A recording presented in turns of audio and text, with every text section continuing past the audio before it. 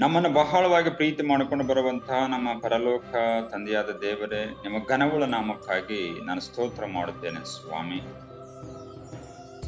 ಗತಿಸಿ ಹೋದ ರಾತ್ರಿ ವೇಳೆಯಲ್ಲಿ ಸುಖಕರವಾದ ನಿದ್ರೆಯನ್ನು ಕೊಟ್ಟು ನೂತನ ದಿನವನ್ನು ಕೊಟ್ಟಿದ್ದಕ್ಕಾಗಿ ನಿಮಗೆ ಸ್ತೋತ್ರ ಸ್ವಾಮಿ.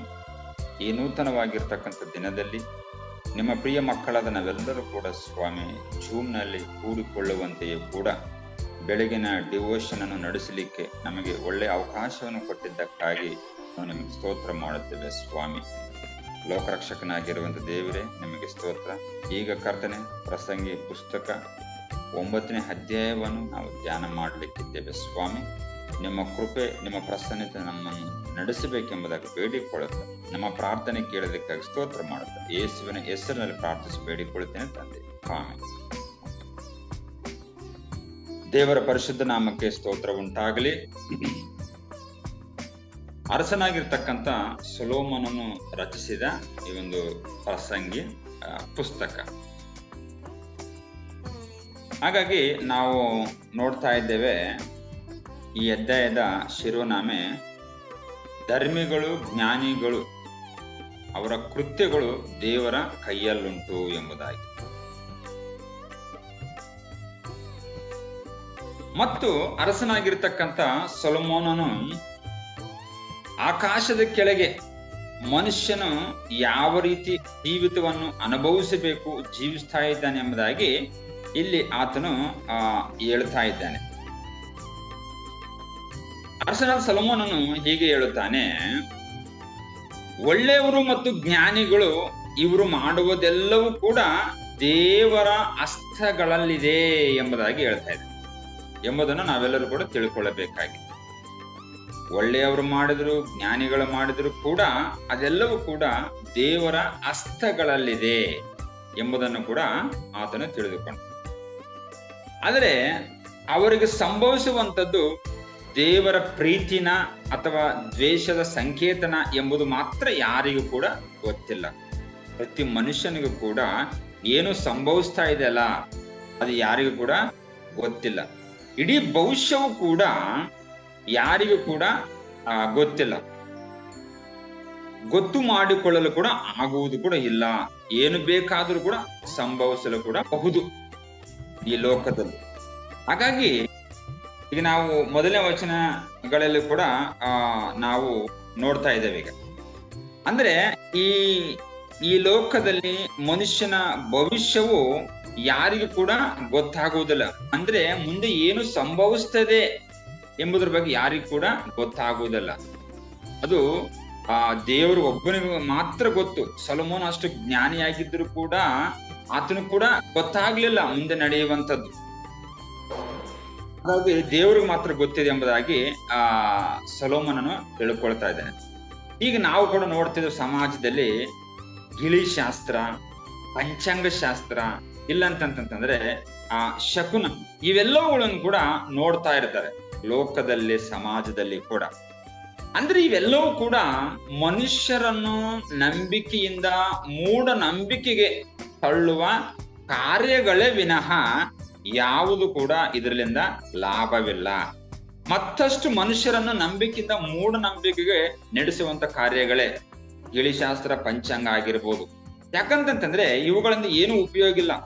ಇವರಂತೂ ಸೊಲೊಮೋನನಿಗಿಂತ ದೊಡ್ಡವರಲ್ಲ, ಜ್ಞಾನವಂತರು ಕೂಡ ಅಲ್ವೇ ಅಲ್ಲ ಈ ವ್ಯಕ್ತಿಗಳು. ಗಿಳಿಶಾಸ್ತ್ರ, ಪಂಚಾಂಗ ನೋಡುವಂತವರೆಲ್ಲರೂ ಕೂಡ ಬಹುಶಃ ಯಾರಿಗೂ ಕೂಡ ಗೊತ್ತಾಗುವುದಿಲ್ಲ ಎಂಬುದಾಗಿ ಇಲ್ಲಿ ಅರಸನಾಗಿರ್ತಕ್ಕಂಥ ಸೊಲೊಮೋನನ್ ಹೇಳ್ತಾ ಇದ್ದಾನೆ ವಿನಃ ಇಂಥವ್ರು ಕೂಡ ಗೊತ್ತಿರಂಗಿಲ್ಲ. ಅಂದ್ರೆ ನನಗೆ ಗೊತ್ತಿದೆ ಎಂಬುದಾಗ ಸೊಲೊಮೋನನ್ ಹೇಳ್ತಾ ಇಲ್ಲ, ದೇವ್ರಿಗೆ ಮಾತ್ರ ಗೊತ್ತಿದೆ ಎಂಬುದಾಗಿ. ಹಾಗಾಗಿ ನಾವು 1ನೇ ವಚನದಲ್ಲಿ ಕೂಡ ನಾವು ನೋಡ್ತಾ ಇದ್ದೇವೆ, ಏಕೆಂದ್ರೆ ಧರ್ಮಿಗಳು, ಜ್ಞಾನಿಗಳು ಅವರ ಕೃತ್ಯಗಳು ದೇವರ ಕೈಯಲ್ಲುಂಟು. ತಾವು ಪ್ರೀತಿಗೆ ಗುರಿಯೋ ದ್ವೇಷಕ್ಕೆ ಗುರಿಯೋ ಮನುಷ್ಯರಿಗೆ ಗೊತ್ತಿಲ್ಲ ಎಂಬುದಾಗಿ. ಹಾಗಾಗಿ ಈ ಲೋಕದಲ್ಲಿ ನಡೆಯುವಂತಹ ಕಾರ್ಯಗಳು ಯಾರಿಗೂ ಕೂಡ ಅರ್ಥವಾಗುವುದಿಲ್ಲವೆಂದು ಸೊಲೊಮೋನನು ಒಪ್ಪಿಕೊಳ್ತಾ ಇದ್ದಾನೆ. ಈ ಲೋಕದಲ್ಲಿ ನಡೆಯುವಂತಹ ಕಾರ್ಯಗಳು ಯಾರಿಗೂ ಕೂಡ ಅರ್ಥ ಆಗುವುದಿಲ್ಲ ಎಂಬುದಾಗಿ ಇಲ್ಲಿ ಕಾಣಿಸುವಂತಹ ಸೊಲೊಮೋನನ ಆಲೋಚನೆಗಳ ಹೊರತು ದೇವರ ಉಪದೇಶ ಅಲ್ಲವೇ ಅಲ್ಲ ಎಂಬುದಾಗಿ ನಾವು ತಿಳಿಯಬೇಕಾಗಿದೆ. ಕೆಲವೊಂದನ್ನು ಮಾತ್ರ ಸೊಲೊಮೋನನು ತನ್ನ ಸ್ವಂತವಾಗಿ ಈ ರೀತಿಯಲ್ಲಿ ಆಗಬಹುದು ಎಂಬುದಾಗಿ ಹೇಳ್ತಾ ಇದ್ದಾನೆ ವಿನಃ ಅದು ದೇವರ ಉಪದೇಶ ಕೂಡ ಅಲ್ಲ. ಹಾಗಾಗಿ ಸೊಲೊಮೋನ್ ಇಲ್ಲಿ ಏನ್ ತಿಳ್ಕೊಂಡಿದ್ದಾನೆ ಅಂತಂದ್ರೆ ಅವೆಲ್ಲವೂ ಕೂಡ ದೇವರು ನಮಗೆ ತಿಳಿಸುತ್ತಿದ್ದಾನೆ ವಿನಃ ಸೊಲೊಮೋನನ ಆಲೋಚನೆಗಳೆಲ್ಲದರ ಮೇಲೆ ದೇವರ ಮುದ್ರೆ ಹಾಕಿಲ್ಲ. ಅಂದ್ರೆ ದೇವರು ನಮ್ಗೆ ಈ ರೀತಿಯಲ್ಲಿ ತಿಳಿಯಪಡಿಸ್ತಾ ಇದ್ದಾನೆ ವಿನಃ ಇಲ್ಲಿ ಸೊಲೊಮೋನನ ಆಲೋಚನೆಗಳೆಲ್ಲದರ ಮೇಲೆ ದೇವರಲ್ಲಿ ಮುದ್ರೆ ಹಾಕಿಲ್ಲ. ಅಂದ್ರೆ ಸೊಲೊಮೋನ ಆಲೋಚನೆಗಳೇ ನಿಜವಾಗಿರ್ತಕ್ಕಂಥ ಆಲೋಚನೆಗಳು ಎಂಬುದಾಗಿ ಇಲ್ಲಿ ದೇವರಂತೂ ಹೇಳುತ್ತಾ ಇಲ್ಲ. ನಂತರದಲ್ಲಿ ಕೂಡ ನಾವು 2ನೇ ಒಂದು ವಚನದಲ್ಲಿ ಕೂಡ ನಾವು ನೋಡ್ಬೋದು ಏನಂತಂದ್ರೆ ಎಲ್ಲವೂ ಎಲ್ಲರಿಗೂ ಒಂದೇ ಬಗೆಯಾಗಿ ಸಂಭವಿಸುವುದು, ಶಿಷ್ಟನಿಗೂ ದುಷ್ಟನಿಗೂ ಒಳ್ಳೆಯವನು ಕೂಡ ಶುದ್ಧನಿಗೂ ಅಶುದ್ಧನಿಗೂ ಕೂಡ ಸಂಭವಿಸ್ತಾ ಇರ್ತದೆ ಎಂಬುದನ್ನು ಕೂಡ ನಾವು ನೋಡ್ತಿದ್ದೇವೆ. ಅಂದ್ರೆ ಎಲ್ಲರೂ ಕೂಡ ಮರಣಿಸಿ ಸಮಾಧಿಯಲ್ಲಿ ಸೇರುತ್ತಾರೆ ಎಂಬ ಈ ಮಾತುಗಳ ಭಾವನೆಯಾಗಿದೆ. ಅಂದ್ರೆ ಪ್ರತಿಯೊಬ್ಬ ವ್ಯಕ್ತಿ ಕೂಡ ಸಾಯುತ್ತಾನೆ ಎಂದು ನಮಗೆ ಏನಂತಂದ್ರೆ ಮುಂದೆ ಏನಾಗುತ್ತದೆ ಎಂಬುದಾಗಿ ನಮ್ಗೆ ಗೊತ್ತಾಗುವುದಿಲ್ಲ. ಅಂದ್ರೆ ಮುಂದೆ ಏನಾಗುತ್ತದೆ, ಅವನು ಮುಂದೆ ಏನಾಗುತ್ತಾನೆ ಎಂದು ಆತನಿಗೆ ಗೊತ್ತಾಗುವುದಿಲ್ಲ. ಸಾಯುವಂತ ವ್ಯಕ್ತಿಗೆ ಗೊತ್ತಾಗುವುದಿಲ್ಲ. ಅವರು ನಿಶ್ಶಬ್ದವಾಗಿ ಕತ್ತಲೆಯಲ್ಲಿ ಇರುತ್ತಾರೆ ಎಂಬುದಾಗಿ ಆತನು ಅಂದುಕೊಳ್ತಾ ಇದ್ದಾನೆ, ಸೊಲೊಮೋನ ಅಂದುಕೊಳ್ತಾ ಇದ್ದಾನೆ.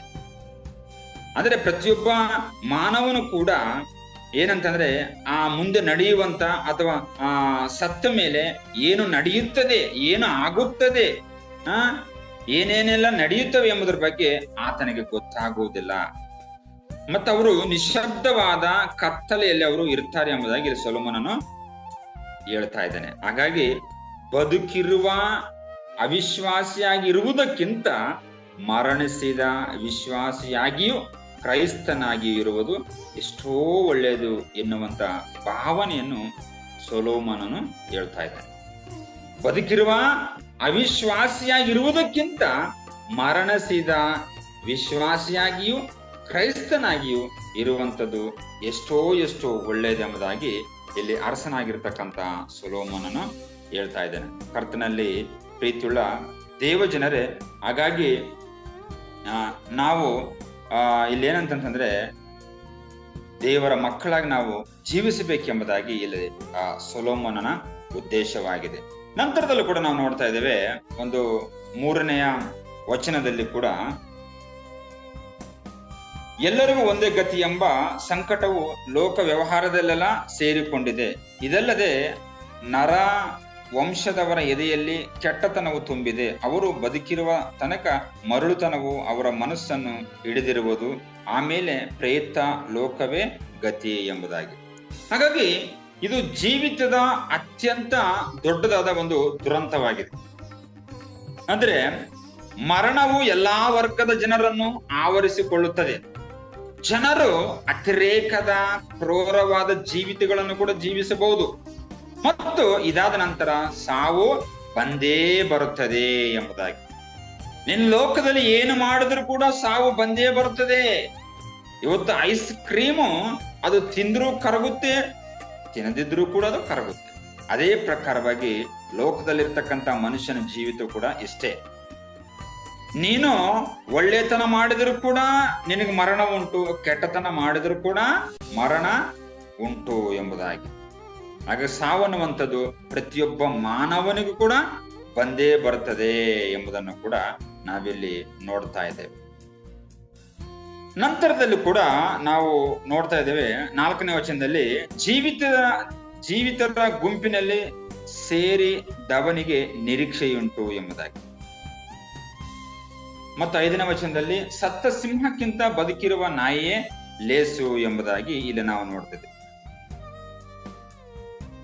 ಇಲ್ಲಿ ನಾಯಿ ಮತ್ತು ಒಂದು ಸಿಂಹ ಅಂತಂತಂದ್ರೆ ಕಾಡಿಗೆಲ್ಲ ರಾಜ. ನಾಯಿ ಅಂತಂತಂದ್ರೆ ನಮ್ಮ ಮನೆಯಲ್ಲಿ ಒಂದು ನಂಬಿಗಸ್ತಿಕೆ, ಒಂದು ವಿಶ್ವಾಸಿ ಆಗಿರ್ತಕ್ಕಂಥ ಸಾಧು ಒಂದು ಪ್ರಾಣಿ ತರ. ಅಂದ್ರೆ ಒಂಥರ ನಾವು ಒಬ್ಬ ವ್ಯಕ್ತಿಯನ್ನು ಬೈಬೇಕಾದ್ರೂ ಕೂಡ ನಾಯಿಗೆ ಹೋಲಿಸಿ ನಾವು ಬೈತಿರ್ತೀವಿ. ಅಂದ್ರೆ ಅಷ್ಟು ಕೇವಲವಾಗಿ ಕೂಡ ನಾವು ನೋಡ್ತಿರ್ತೀವಿ ನಾಯಿನ. ಸಿಂಹ ಅಂತಂದ್ರೆ ಒಂಥರ ರಾಜ. ನಾವು ಸಿಂಹಕ್ಕೆ ಸಾಧಾರಣವಾಗಿ ಯಾರನ್ನು ಕೂಡ ನಾವು ಇದು ಹೋಲ್ಸಂಗಿಲ್ಲ. ಆ ರೀತಿಯಲ್ಲಿ ಅದು ಬಹಳ ಮೃಗವಾಗಿರ್ತದೆ ಮತ್ತು ಬಹಳ ಚಾತುರವಾಗಿ ಕೂಡ ಇರುತ್ತದೆ. ಹಾಗಾಗಿ ಇಲ್ಲಿ ಸತ್ತ ಸಿಂಹಕ್ಕಿಂತ ಬದುಕಿರುವಂತ ನಾಯಿಯೇ ಲೇಸು ಎಂಬುದಾಗಿ. ನಮ್ಗೆ ಏನೆಲ್ಲ ಇದ್ರೂ ಕೂಡ, ಹಣ ಇದೆ, ಗೌರವ ಇದೆ, ಅಧಿಕಾರ ಇದೆ, ನೀನ್ ಅಷ್ಟೆಲ್ಲ ಇದ್ರೂ ಕೂಡ ನೀನು ಸಮಸ್ಯೆಯಲ್ಲಿ ಸಿಕ್ಕಿ ಹಾಕೊಳ್ತಾ ಇದೀಯಾ, ನೀನ್ ಸಮಸ್ಯೆಯಲ್ಲಿ ಇದ್ದೀಯಾ, ನೀನ್ ಸಮಸ್ಯೆಯಲ್ಲಿ ಬಿದ್ದಿದ್ದೀಯಾ.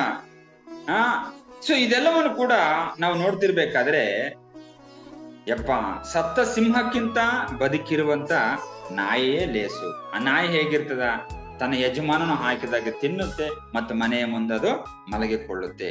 ಸೊ ಆ ರೀತಿಯಲ್ಲಿ ಅದೇ ಒಂದು ರೀತಿಯಲ್ಲಿ ಮಾನವನಿಗೆ ಮೇಲು ಎನ್ನುವಂತ ಒಂದು ರೀತಿಯಲ್ಲಿ ಕೂಡ ಇಲ್ಲಿ ರಾಜನಾಗಿರ್ತಕ್ಕಂಥ ಸೊಲೊಮೋನನು ಹೇಳ್ತಾ ಇದ್ದಾನೆ. ಹಾಗಾಗಿ ಜೀವಿಸುವವರಿಗೆ ನಾವು ಸಾಯುತ್ತೇವೆ ಎಂಬುದಾದರೂ ಗೊತ್ತಿರ್ತದೆ, ಆದರೆ ಸತ್ತವರಿಗೆ ಲೋಕದಲ್ಲಿ ಏನು ನಡೆಯುತ್ತದೆ ಎಂಬುದು ಕೂಡ ಗೊತ್ತಿರುವುದಿಲ್ಲ. ಹಾಗಾಗಿ ಏನಂತಂದ್ರೆ, ಸತ್ತ ಸಿಂಹಕ್ಕಿಂತ ಬದುಕಿರುವಂತ ನಾಯಿಯೇ ನಾವು ಲೇಸು ಎಂಬುದಾಗಿ ನಾವು ತಿಳ್ಕೊಳ್ಳಬೇಕಾಗಿದೆ. ಹಾಗಾಗಿ ಒಬ್ಬ 5ನೇ ವಚನದಲ್ಲಿ ಮತ್ತೆ ನಾವು ನೋಡೋಣ, ಜೀವಿತರಿಗೆ ಸಾಹಿತ್ಯವೆಂಬ ತಿಳುವಳಿಕೆಯು ಉಂಟಷ್ಟೇ, ಸತ್ತವರಿಗೂ ಯಾವ ತಿಳುವಳಿಕೆಯೂ ಇಲ್ಲ, ಅವರಿಗೆ ಮೇಲೆ ಪ್ರತಿಫಲವೇನು ಇಲ್ಲ, ಅವರ ಜ್ಞಾಪಕವೇ ಹೋಯಿತಲ್ಲವೇ ಎಂಬುದಾಗಿ. ಹಾಗಾಗಿ ಒಬ್ಬ ವ್ಯಕ್ತಿಯು ಮೃತಪಡುವಾಗ ಮತ್ತು ಅವನ ದೇಹವನ್ನು ಸಮಾಧಿಯಲ್ಲಿ ಇಡುವ ಸಮಯದಲ್ಲಿ ಅದು ಖಂಡಿತವಾಗಿಯೂ ಮತ್ತೆ ಮಣ್ಣಿಗೆ ಸೇರುತ್ತದೆ ಎಂಬುದನ್ನು ಮೊದಲೇ ತಿಳಿದಿರುವ ನೀವು ಯಾವ ರೀತಿ ಆಲೋಚನೆ ಕೂಡ ಮಾಡಬಹುದು. ಹಾಗಾಗಿ ಪ್ರತಿಯೊಬ್ಬ ಮಾನವನು ಕೂಡ ಆತನು ಏನಂತಂದ್ರೆ ಮಣ್ಣೆ, ತಿರುಗಿ ಆತನು ಮಣ್ಣಿಗೆ ಸೇರುತ್ತಾನೆ. ಹಾಗಾಗಿ ಪ್ರತಿಯೊಬ್ಬ ಮಾನವನು ಕೂಡ ಲೋಕದಲ್ಲಿ ಸಾವನ್ನುವಂಥದ್ದು ಬಂದೇ ಬರ್ತದೆ. ಸಾವನ್ನು ಯಾರು ಕೂಡ ಜಯಿಸಲಿಕ್ಕೆ ಆಗುವುದಿಲ್ಲ. ಲೋಕರಕ್ಷಕನಾಗಿರ್ತಕ್ಕಂಥ ಯೇಸು ಸ್ವಾಮಿ ಒಬ್ಬರೇ ಸಾವನ್ನು ಜಯಿಸಿದರು ಎಂಬುದನ್ನು ಕೂಡ ನಾವು ನೋಡ್ತಾ ಇದ್ದೇವೆ. ಹಾಗಾಗಿ ಕರ್ತನಲ್ಲಿ ಪ್ರೀತಿಯುಳ್ಳ ದೇವಜನರೇ, ಲೋಕದಲ್ಲಿರ್ತಕ್ಕಂಥ ಪ್ರತಿಯೊಬ್ಬರು ಕೂಡ ಸಾವನ್ನುವಂಥದ್ದು ಬಂದೇ ಬರ್ತದೆ. ನಂತರದಲ್ಲಿ 6ನೇ ವಚನವನ್ನು ಕೂಡ ನಾವು ನೋಡೋಣ, ಅವರು ಸತ್ತಾಗಲೇ ಅವರ ಪ್ರೀತಿಯು ಹಾಗೆಯೂ ಹೊಟ್ಟೆ ಕಿಚ್ಚು ಹಳೆದು ಹೋದವು, ಲೋಕದೊಳಗೆ ನಡೆಯುವ ಯಾವ ಕೆಲಸದಲ್ಲಿ ಅವರಿಗೆ ಇನ್ನೆಂದಿಗೂ ಪಾಲೇ ಇಲ್ಲ ಎಂಬುದಾಗಿ. ಹಾಗಾಗಿ ಕರ್ತನಲ್ಲಿ ಪ್ರೀತಿಯುಳ್ಳ ದೇವಜನರೇ, ಮನುಷ್ಯನ ಕಾರ್ಯಗಳು ಹೀಗಿರ್ತವೆ ಎಂಬುದಾಗಿ ಸೊಲೊಮೋನನು ಆಲೋಚನೆ ಮಾಡ್ತಾ ಇದ್ದಾನೆ. ಒಮ್ಮೆ ಒಬ್ಬ ವ್ಯಕ್ತಿಯು ಸತ್ತ ನಂತರ ಪ್ರೀತಿ, ದ್ವೇಷ, ಅಸೂಯೆ ಅಥವಾ ಬೇರೆ ಯಾವುದೇ ರೀತಿಯ ಭಾವನೆಗಳು ಅವನಲ್ಲಿ ಇರುವುದಿಲ್ಲ. ಲೋಕದಲ್ಲಿ ಯಾವುದೇ ಚಟುವಟಿಕೆಗಳು ಮತ್ತು ಅನುಭವಗಳಲ್ಲಿ ಅವನಿಗೆ ಇನ್ನೆಂದಿಗೂ ಪಾಲು ಇರುವುದೇ ಇಲ್ಲ ಎಂಬುದಾಗಿ. ಯಾಕಂದ್ರೆ ಆತನ ಸತ್ತ ಮೇಲೆ ಅಷ್ಟೇ ಮುಗಿದೋಯ್ತಿನ ಅಷ್ಟೇ, ಆತನ ಸತ್ತ ಮೇಲೆ ಆತನದೆಲ್ಲ ಕೂಡ ಮುಗಿದೇ ಹೋಯ್ತು ಎಂಬುದನ್ನು ಕೂಡ ನಾವು ನೋಡ್ತಾ ಇದ್ದೇವೆ. ಹಾಗಾಗಿ ಆತನ ಸತ್ತ ನಂತರನೇ ಎಲ್ಲಾನ ಹೋಯ್ತು, ಪ್ರೀತಿ ಹೋಯ್ತು, ದ್ವೇಷ ಹೋಯ್ತು, ಅಸೂಯೆ ಕೂಡ ಹೋಯ್ತು, ಮತ್ತೆ ಬೇರೆ ಯಾವ ರೀತಿಯ ಭಾವನೆಗಳು ಕೂಡ ಇರುವುದಿಲ್ಲ. ಅವನಿಂದಲೇ ಎಲ್ಲವೂ ಕೂಡ ಓದು ಎಂಬುದಾಗಿ ಇಲ್ಲಿ ಸೊಲೊಮೋನನು ಹೇಳ್ತಾ ಇದ್ದಾನೆ. ನಂತರದಲ್ಲಿ 8ನೇ ವಚನ ಕೂಡ ನೋಡೋಣ, ನಿನ್ನ ಬಟ್ಟೆಗಳು ಬೆಳ್ಳಗಿರಲಿ, ತಲೆಗೆ ತೈಲದ ಕೊರತೆ ಇಲ್ಲದಿರಲಿ ಎಂಬುದಾಗಿ. ದೇವರನ್ನು ನಂಬಿರ್ತಕ್ಕಂಥ ಭಕ್ತರು, ದೇವರನ್ನು ನಂಬಿರ್ತಕ್ಕಂಥ ವಿಶ್ವಾಸಿಗಳು ತಮ್ಮ ಬಟ್ಟೆಗಳು ಯಾವಾಗಲೂ ಕೂಡ ಶುಭ್ರವಾಗಿರುವಂತ ಬಟ್ಟೆಗಳನ್ನು ಧರಿಸಿಕೊಳ್ಳಬೇಕು. ನಂತರದಲ್ಲಿ ತಮ್ಮ ತಲೆಗೆ ಎಣ್ಣೆಯನ್ನು ಕೂಡ ಹಚ್ಕೊಳ್ಬೇಕು ಎಂಬುದಾಗಿ ಇಲ್ಲಿ ಆತನು ಹೇಳ್ತಾ ಇದ್ದಾರೆ. ಅಂದ್ರೆ ಶುಭ್ರ ವಸ್ತ್ರಗಳನ್ನು ಧರಿಸಿಕೊಳ್ಳಿರಿ, ದುಃಖದ ವಸ್ತ್ರಗಳನ್ನು ಧರಿಸಿಕೊಳ್ಳಬೇಡಿರಿ. ನಿಮ್ಮ ತಲೆಯ ಮೇಲೆ ಬೂದಿಗೆ ಬದಲು ತೈಲವನ್ನು ಹಚ್ಚಿಕೊಳ್ಳಿರಿ. ಲೋಕವನ್ನು ತಮಾಷೆಗಾಗಿ, ವಿನೋದಕ್ಕಾಗಿ ಸೃಷ್ಟಿಸಲಾಗಿದೆ ಅಂದುಕೊಳ್ಳುತ್ತಾರೆ ಜನರು. ಹಾಗೆಯೇ ಸೊಲೊಮೋನನು ಕೂಡ ಹಾಗೆಯೇ ಅಂದುಕೊಂಡನು ಎಂಬುದನ್ನು ಕೂಡ ನಾವು ನೋಡ್ತಾ ಇದ್ದೇವೆ. ಹಾಗಾಗಿ ದೇವ ಮಕ್ಕಳಾದ ನಾವು ಯಾವಾಗಲೂ ಕೂಡ ನಮ್ಮ ಬಟ್ಟೆಗಳು ಬೆಳ್ಳಗಿರಬೇಕು, ನಮ್ಮ ತಲೆಗೆ ತೈಲದ ಕೊರತೆ ಆಗದಿರಲಿ ಎಂಬುದಾಗಿ ರಾಜನಾಗಿರ್ತಕ್ಕಂಥ ಸೊಲೊಮೋನನು ಹೇಳ್ತಾ ಇದ್ದಾನೆ. ಅದು ನಮ್ಮನ್ನು ಈ ವ್ಯಕ್ತಿ ನಾವು ಆ ರೀತಿಯಲ್ಲಿ ಶುಭ್ರವಾಗಿರುವಂತದ್ದು, ಈ ವ್ಯಕ್ತಿ ದೇವರ ಮಗನು, ಕ್ರಿಸ್ತನ ಮಗನು ಎಂಬುದನ್ನು ಕೂಡ ಸಮಾಜದಲ್ಲಿ ಅದು ಎತ್ತಿ ತೋರಿಸ್ತಾ ಇರುತ್ತೆ. ನಾವು ಹೇಗೋಗೋ ಇದ್ದೇವೆ ಅಂತಂದ್ರೆ, ನಮ್ಮ ಹೇರ್ ಸ್ಟೈಲ್ ಹೇಗೋಗೋ ಇದೆ, ನಮ್ಮ ಬಟ್ಟೆಗಳು ತುಂಬಾ ಅಸಹ್ಯಕರವಾಗಿ ಇದ್ದಾಗ ನಾವು ದೇವರ ಮಕ್ಕಳಲ್ಲ ಎನ್ನುವ ರೀತಿಯಲ್ಲೇ ಜನರು ನಮ್ಮನ್ನು ಕಂಡು ಹಿಡ್ತಿರ್ತಾರೆ. ಹಾಗಾಗಿ ನಾವು ದೇವರ ಮಕ್ಕಳ, ಹಾಗಾದ್ರೆ ನಮ್ಮ ಬಟ್ಟೆಗಳು ಬೆಳ್ಳಗಿರಬೇಕು. ನಂತರದಲ್ಲಿ ನಮ್ಮ ತಲೆಗೆ ತೈಲದ ಕೊರತೆ ಆಗದಿರಲಿ ಎಂಬುದಾಗಿ ಇಲ್ಲಿ ರಾಜನಾಗಿರ್ತಕ್ಕಂಥ ಸೊಲೊಮೋನನು ಹೇಳ್ತಾ ಇದ್ದಾನೆ. ನಂತರದಲ್ಲಿ ಕೂಡ ನಾವು ನೋಡ್ತಿದ್ದೇವೆ 9ನೇ ವಚನದಲ್ಲಿ ಕೂಡ, ಲೋಕದೊಳಗೆ ದೇವರು ನಿನಗೆ ನೇಮಿಸಿರುವ ವ್ಯರ್ಥ ಜೀವಮಾನದ ವ್ಯರ್ಥ ದಿನಗಳೆಲ್ಲ ನಿನ್ನ ಪ್ರಿಯ ಪತ್ನಿಯೊಡನೆ ಸುಖದಿಂದ ಬದುಕು, ನಿನ್ನ ಬಾಳಿನಲ್ಲಿಯೂ ಕೂಡ ನಿನ್ನ ಲೋಕದೊಳಗೆ ಪಡುವ ಪ್ರಯಾಸದಲ್ಲಿಯೂ ಇದೆ ನಿನಗೆ ಬಂದ ಪಾಲು ಎಂಬುದಾಗಿ. ಹಾಗಾಗಿ ಇಲ್ಲಿ ಯಾಕೆ ಸೊಲೊಮೋನನು ಒಂದು ಮದುವೆಯ ಸಂಬಂಧದ ಬಗ್ಗೆ, ಗಂಡ ಹೆಂಡತಿಯ ಬಗ್ಗೆ ಅದನ್ನ ಹೇಳ್ತಾನೆ ಅಂತಂದ್ರೆ, ಲೋಕದಲ್ಲಿ ಅಂದ್ರೆ ಮದುವೆಯ ಸಂಬಂಧಗಳನ್ನು ಸಹ ಸಾಧ್ಯವಾದಷ್ಟು ಮಟ್ಟಿಗೆ ಪೂರ್ತಿಯಾಗಿ ಅನುಭವಿಸಬೇಕು ಎಂಬುದಾಗಿ ಇಲ್ಲಿ ಸೊಲೊಮೋನನು ಹೇಳ್ತಾ ಇದ್ದಾನೆ. ಅಂದ್ರೆ ಮದುವೆಯ ಸಂಬಂಧ ಅರ್ಧಂಬರ್ಧ ಆಗಿ ಅನುಭವಿಸಬಾರದು. ಅಂದ್ರೆ ಡಿವೋರ್ಸ್ ಮಾಡುವಂಥದ್ದಾಗಿರಬಹುದು, ಅಥವಾ ಅಕಾಲಿಕ ಮರಣಕ್ಕೆ ಪ್ರಾಪ್ತವಾಗುವಂಥದ್ದಾಗಿರ್ಬೋದು, ಇಂಥವುಗಳನ್ನ ಮಾಡಬಾರ್ದೆನ್ನುವ ರೀತಿಯಲ್ಲಿ ಆತನು ಹೇಳ್ತಾ ಇದ್ದಾನೆ. ಅಂದ್ರೆ ಪೂರ್ತಿಯಾಗಿ ಅನುಭವಿಸಬೇಕು. ಹೇಗೂ ಜೀವಿತವು ವ್ಯರ್ಥ ಮತ್ತು ಖಾಲಿಯಾಗಿದೆ. ನಮ್ಮ ಜೀವಿತವಂತೂ ಶಾಶ್ವತವಂತೂ ಅಲ್ಲವೇ ಅಲ್ಲ. ಆದ್ರಿಂದ ಸಾಧ್ಯವಾದಷ್ಟು ಅದನ್ನು ಅನುಭವಿಸುವುದೇ ನಾವು ಮಾಡಬಹುದಾದ ಉತ್ತಮವಾದ ಕಾರ್ಯವಾಗಿದೆ ಎಂಬುದಾಗಿ ಸೊಲೊಮೋನನು ಹೇಳ್ತಾ ಇದ್ದಾನೆ. ಅಂದ್ರೆ ಮದುವೆಯ ಸಂಬಂಧ ನಿನ್ನ ಪ್ರಿಯ ಪತ್ನಿಯೊಡನೆ ಸುಖವಾಗಿ ಬದುಕು, ಅದು ನಿನಗೆ ಲೋಕದಲ್ಲಿ ಕೊಟ್ಟಿರ್ತಕ್ಕಂಥ ಒಂದು ಕೆಲಸ, ಅದು ನಿನಗೆ ಬಂದಿರತಕ್ಕಂಥ ಪಾಲದು, ನಿನ್ನ ಪ್ರಿಯ ಪತ್ನಿಯೊಡನೆ ಸುಖದಿಂದ ಬದುಕುವಂಥದ್ದು ಎಂಬುದಾಗಿ. ಯಾಕಂದ್ರೆ ನಮಗೆ ಇದು ಬಿಟ್ರೆ, ಈ ಲೋಕದಲ್ಲಿ ಬಿಟ್ರೆ ಇನ್ನು ಯಾವುದರಲ್ಲಿ ಕೂಡ ನಮಗೆ ಇನ್ನೇನು ಮಾಡ್ಲಿಕ್ಕೆ ಕೂಡ ಆಗುವುದಿಲ್ಲ. ಹಾಗಾಗಿ ಈ ಒಂದು ಜೀವಿತದಲ್ಲಿಯೇ ಸಾಧ್ಯವಾದಷ್ಟು ಮಟ್ಟಿಗೆ ನೀವು ನಿಮ್ಮ ಹೆಂಡತಿಯೊಡನೆ ಒಳ್ಳೆ ಸಂಬಂಧದಿಂದ ಇದ್ದುಕೊಂಡು ಅದನ್ನು ಪೂರ್ತಿಯಾಗಿ ಅನುಭವಿಸಬೇಕು ಎಂಬುದಾಗಿ ಇಲ್ಲಿ ಅರಸನಾಗಿರ್ತಕ್ಕಂಥ ಸೊಲೊಮೋನನು ಹೇಳ್ತಾ ಇದ್ದಾನೆ. ಹಾಗಾಗಿ ಪ್ರತಿ ದಿನವನ್ನು ಅನುಭವಿಸಿರಿ, ಯಾಕಂದ್ರೆ ನಿಮ್ಮ ಪ್ರಯಾಸ ಮತ್ತು ಕಷ್ಟಗಳಿಂದ ನಿಮಗೆ ಬೇರೆ ಏನೂ ಸಿಗುವುದಿಲ್ಲ ಎಂಬುದಾಗಿದೆ. ಅಂದ್ರೆ ಮುಂದೆ ಏನು ಕೂಡ ಸಿಗುವುದಿಲ್ಲ.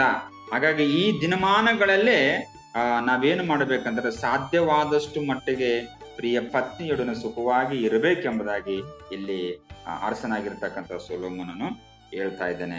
ಕರ್ತನಲ್ಲಿ ಪ್ರೀತಿಯುಳ್ಳ ದೇವ ಜನರ ಈ ರೀತಿಯಾಗಿ ಏನಂತಂದ್ರೆ, ಒಂದು ಗಂಡ ಹೆಂಡತಿ ಸಂಬಂಧದ ಬಗ್ಗೆ ಕೂಡ ಅರಸನಾಗಿರ್ತಕ್ಕಂಥ ಸೊಲೊಮೋನನು ಬಹಳ ವಿಸ್ತೃತವಾಗಿ ಆತನು ಹೇಳ್ತಾ ಇದ್ದಾನೆ. ನಂತರದಲ್ಲೂ ಕೂಡ ನಾವು ನೋಡ್ತಾ ಇದ್ದೇವೆ, 10ನೇ ವಚನದಲ್ಲಿ ಕೂಡ ನಾವು ನೋಡ್ತೀವಿ, ನಿನ್ನ ಕೈಗೆ ಸಿಕ್ಕಿದ ಕೆಲಸವನ್ನೆಲ್ಲ ನಿನ್ನ ಪೂರ್ಣ ಶಕ್ತಿಯಿಂದ ಮಾಡು ಎಂಬುದಾಗಿ. ನೀನು ಸೇರಬೇಕಾದ ಪಾತಾಳದಲ್ಲಿ ಯಾವ ಕೆಲಸವು ಯುಕ್ತಿಯು ತಿಳುವಳಿಕೆಯು ಜ್ಞಾನವೂ ಕೂಡ ಇರುವುದಿಲ್ಲ ಎಂಬುದಾಗಿ. ಯಾಕಂತಂದ್ರೆ ಈ ವಚನದಲ್ಲಿ ನಾವು ವೇಗವಾಗಿ ಸಮಾಧಿಯ ಕಡೆಗೆ ಸಾಗುತ್ತಿರುವುದರಿಂದ, ಪ್ರತಿಯೊಬ್ಬರು ಕೂಡ ಹುಟ್ಟಿರ್ತಕ್ಕಂಥ ಪ್ರತಿಯೊಬ್ಬ ಮಾನವನು ಕೂಡ ಇತ್ತೀಚೆಗಂತೂ ವೇಗವಾಗಿ ಸಮಾಧಿಯ ಕಡೆಗೆ ಆತನು ಸೇರ್ಬೇಕೆಂಬುದಾಗಿ ಹೊರಟು ಹೋಗ್ತಾ ಇದೆ.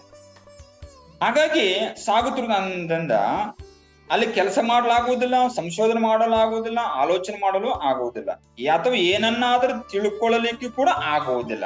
ಹಾಗಾಗಿ ನೀನು ಲೋಕದಲ್ಲಿ ಇದ್ದಾಗ ನಿನ್ನ ಕೈಗೆ ಸಿಕ್ಕಿರ್ತಕ್ಕಂಥ ಕೆಲಸವನ್ನೇ ನಿನ್ನ ಪೂರ್ಣ ಶಕ್ತಿಯಿಂದ, ಬುದ್ಧಿಯಿಂದ, ಶ್ರದ್ಧೆಯಿಂದ ನೀನು ಮಾಡಬೇಕೆಂಬುದಾಗಿ ಈ ವಚನ ನಮ್ಗೆ ಹೇಳ್ತಾ ಇದೆ. ಈ ವಚನ ತುಂಬಾ ಬಹಳ ವಿಸ್ತೃತವಾಗಿ ಪಾಸ್ಟರ್ ನವನೀತ್ ಕುಮಾರ್ ಅಯ್ಯನವರು ಬಹಳ ಚೆನ್ನಾಗಿ ಹೇಳ್ತಾರೆ ಮತ್ತು ಹೇಳಿದ್ದಾರೆ ಕೂಡ. ಹಾಗಾಗಿ ಈ ಲೋಕದಲ್ಲಿ ನಿನಗೆ ಸಿಕ್ಕಿರ್ತಕ್ಕಂಥ ಕೆಲಸವನ್ನೆಲ್ಲ ಶ್ರದ್ಧೆಯಿಂದ ಮಾಡಬೇಕು, ಭಕ್ತಿಯಿಂದ ಮಾಡಬೇಕು. ಅದರಿಂದಲೇ ನಮಗೆ ಆಶೀರ್ವಾದ ಉಂಟಾಗುತ್ತದೆ. ಯಾಕಂತಂದ್ರೆ ನಾವು ಸತ್ತ ಮೇಲೆ ಮುಂದೆ ನಮಗೆ ಏನೂ ಕೂಡ ಮಾಡ್ಲಿಕ್ಕೆ ಆಗುವುದಿಲ್ಲ, ಮತ್ತೆ ಮುಂದೆ ನಮಗೆ ತಿಳುವಳಿಕೆ ಇರುವುದಿಲ್ಲ, ಜ್ಞಾನವೂ ಇರುವುದಿಲ್ಲ, ಯುಕ್ತಿಯೂ ಕೂಡ ಇರುವುದಿಲ್ಲ ಎಂಬುದಾಗಿ ಇಲ್ಲಿ ಅರಸನಾಗಿರ್ತಕ್ಕಂಥ ಸೊಲೊಮೋನನು ಆತನು ಹೇಳ್ತಾ ಇದ್ದಾನೆ. ಯಾಕಂತಂದ್ರೆ ಪ್ರತಿಯೊಬ್ಬ ಮಾನವನು ಕೂಡ ಸಮಾಧಿ ಸೇರಲೇಬೇಕು. ಅಷ್ಟರೊಳಗಾಗಿ ನಿನಗೆ ಸಿಕ್ಕಿರ್ತಕ್ಕಂಥ ಕೆಲಸವನ್ನು ಶ್ರದ್ಧೆ, ಭಕ್ತಿ, ಭಯದಿಂದ ಮಾಡಬೇಕೆಂಬುದಾಗಿ ಇಲ್ಲಿ ರಾಜನು ಕೂಡ ಹೇಳ್ತಾ ಇದ್ದಾನೆ. ನಂತರದಲ್ಲಿ ಕೂಡ ನಾವು ನೋಡೋಣ. ನಂತರದಲ್ಲಿ 11ನೇ ವಚನದಲ್ಲಿ ಹೀಗೆ ಹೇಳ್ತಿದ್ದೆ, ನಾನು ಲೋಕದಲ್ಲಿ ತಿರುಗಿ ದೃಷ್ಟಿಸಲು ವೇಗಿಗಳಿಗೆ ಓಟದಲ್ಲಿ ಗೆಲುವಿಲ್ಲ, ಬಲಿಷ್ಠರಿಗೆ ಯುದ್ಧದಲ್ಲಿ ಜಯವಾಗದು, ಜ್ಞಾನಿಗಳಿಗೆ ಅನ್ನ ಸಿಕ್ಕದು, ವಿವೇಕಿಗಳಿಗೆ ಧನ ಲಭಿಸದು, ಪ್ರವೀಣರಿಗೆ ದಯೆ ದೊರೆಯದು, ಕಾಲವು ಪ್ರಾಪ್ತಿ ಯಾರಿಗೂ ತಪ್ಪಿದ್ದಲ್ಲ ಎಂದು ತಿಳ್ಕೊಂಡೆನು ಎಂಬುದಾಗಿ. ಹಾಗಾಗಿ ಪ್ರಸಂಗಿಯಾಗಿರ್ತಕ್ಕಂಥ ಸೊಲೊಮೋನನು ಗಮನಿಸಿರುವ ಮತ್ತೊಂದು ಸಂಗತಿ ಏನಂತಂದ್ರೆ, ಅದು ಅದೃಷ್ಟ ಮತ್ತು ಆಕಾಶವು ಜೀವನದಲ್ಲಿ ದೊಡ್ಡ ಪಾತ್ರವನ್ನು ಕೂಡ ನಿರ್ವಹಿಸ್ತಾ ಇದೆ. ಓಟವನ್ನು ಯಾವಾಗಲೂ ವೇಗವಾಗಿ ಓಡುವವನು ಮಾತ್ರವೇ ಗೆಲ್ಲಲು ಆಗುವುದಿಲ್ಲ ಮತ್ತು ರಣಶೂರನಿಗೆ ಯಾವಾಗಲೂ ಯುದ್ಧದಲ್ಲಿ ಜಯವನ್ನು ಗಳಿಸಲು ಕೂಡ ಆಗುವುದಿಲ್ಲ. ಬುದ್ಧಿವಂತರಿಂದ ಯಾವಾಗಲೂ ಕೂಡ ಉತ್ತಮವಾದ ಆಹಾರವನ್ನು ಅನುಭವಿಸಲು ಕೂಡ ಆಗುವುದಿಲ್ಲ. ಜಾಣರೇ ಯಾವಾಗಲೂ ಐಶ್ವರ್ಯವಂತರಾಗಿರಲು ಆಗುವುದಿಲ್ಲ ಎಂಬುದನ್ನು ಕೂಡ ಹೇಳ್ತಿದ್ದಾನೆ. ಮತ್ತು ಅತ್ಯಂತ ಸಾಮರ್ಥ್ಯವಿರುವವರು ಯಾವಾಗ ಉನ್ನತ ಹುದ್ದೆಗಳಿಗೆ ಬರಲು ಕೂಡ ಆಗುವುದಿಲ್ಲ. ದುರದೃಷ್ಟವು ಪ್ರತಿಯೊಬ್ಬರಿಗೂ ಕೂಡ ಎದುರಾಗುತ್ತದೆ ಎಂಬುದಾಗಿ. ದುರದೃಷ್ಟವು ಎಲ್ಲರೂ ಕೂಡ ಎದುರಾಗುತ್ತದೆ. ಅದೃಷ್ಟವು ಕೇವಲ ಕೆಲವು ಜನರಿಗೆ ಮಾತ್ರ ಅದು ಬರುತ್ತದೆ. ಅದೃಷ್ಟ, ದುರದೃಷ್ಟ ಅನ್ನುವಂಥದ್ದು ಎಲ್ಲಾ ಜನರಿಗೂ ಕೂಡ ಅದು ಬರ್ತದೆ.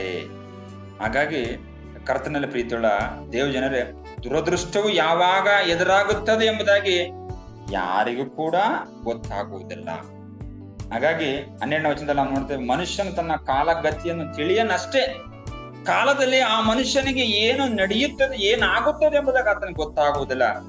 ಅಂದ್ರೆ ಅದೃಷ್ಟವು ಕೇವಲ ಒಬ್ಬರಿಗೆ ಮಾತ್ರ ಸಿಗುತ್ತಿರ್ತವ. ದುರದೃಷ್ಟವನ್ನುವಂಥದ್ದು ಎಲ್ಲರೂ ಕೂಡ ಅದು ಸಂಭವಿಸ್ತಿರ್ತದ. ದುರದೃಷ್ಟವು ಹೇಗೆ ಬರುತ್ತದೆ ಎಂಬುದಾಗಿ ಯಾರಿಗೂ ಕೂಡ ಗೊತ್ತಾಗುವುದಿಲ್ಲ ಎಂಬುದನ್ನು ಕೂಡ ನಾವು ನೋಡ್ತಾ ಇದ್ದೇವೆ. ನಂತರದಲ್ಲಿ 13ರಿಂದ ಕೂಡ ನಾವು ನೋಡೋಣ. 13ನೇ ವಚನದಿಂದ 13ರಿಂದ 15ರವರೆಗೆ ಇಲ್ಲಿ, ನಾನು ಲೋಕದಲ್ಲಿ ಜ್ಞಾನವನ್ನು ಈ ವಿಧವಾಗಿಯೂ ಕಂಡುಕೊಂಡನು, ಅದು ದೊಡ್ಡದೆಂದು ತೋಚಿತು. ಈಗ ಒಂದು ಚಿಕ್ಕ ಪಟ್ಟಣ, ಅದರಲ್ಲಿ ಕೊಂಚ ಜನರೇ ಇದ್ದರು. ಒಬ್ಬ ದೊಡ್ಡ ಅರಸ ಅದಕ್ಕೆ ವಿರೋಧವಾಗಿ ಬಂದು ಮುತ್ತಿಗೆ ಹಾಕಿ ಅಲ್ಲಿ ದೊಡ್ಡ ದಿಬ್ಬಗಳನ್ನು ಹಾಕಿದನು ಎಂಬುದಾಗಿ ನಾವು ನೋಡ್ತಿದ್ವಿ. ಆಗ ಅಲ್ಲಿದ್ದವರು ತಮ್ಮಲ್ಲಿ ಒಬ್ಬ ಬಡ ಜ್ಞಾನಿಯನ್ನು ಕಂಡುಕೊಂಡರು. ಅವನು ತನ್ನ ಜ್ಞಾನದಿಂದಲೇ ಆ ಪಟ್ಟಣವನ್ನು ರಕ್ಷಿಸಿದನು, ಆದರೆ ಆ ಬಡ ಜ್ಞಾನಿಯನ್ನು ಯಾರು ಸ್ಮರಿಸಲಿಲ್ಲ ಎಂಬುದಾಗಿ. ಇಲ್ಲಿ ನಾವು ಒಂದು ಸಣ್ಣ ಒಂದು ಸ್ಟೋರಿ ಕೂಡ ನಾವು ನೋಡಬಹುದು.